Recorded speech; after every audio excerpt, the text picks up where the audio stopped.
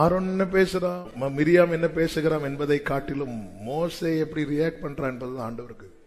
ஆரோனும் மிரியாமும் மோசைக்கு விரோதமாய் பேசும்போது மோசே குறித்து வேதம் சொல்லுகிறது, அவன் சார்ந்த பிரதிகூலத்துலதான் நம்முடைய கேரக்டர் எழுதப்படும், பிரசனத்துல அல்ல.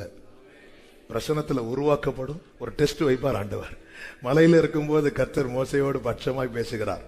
இறங்கி வந்ததும் ஆரோன் எதிரா பேசுறான், மிரியா எதிரா பேசுறான். இப்பொழுதுதான் மோசையை பத்தி மோசை என்ன சொல்றார், மோசை அமைதி ஆயிட்டார்.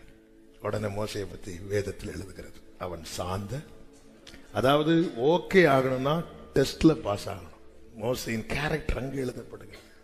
சர்ச்சுக்குள்ள அந்நிய பாஷை பேசுவோம், வெளியே போய் நம்முடைய கேரக்டர் எழுதப்படுவது சபைக்குள்ள அல்ல, சமுதாயத்துல, மற்றவர்கள் மத்தியில. உங்கள் நற்கிரியைகள்னால மற்றவர்கள் உங்களை கண்டு தேவனை மகிமைப்படுத்துவார்கள் என்று இயேசு சொல்லி இருக்கிறார்.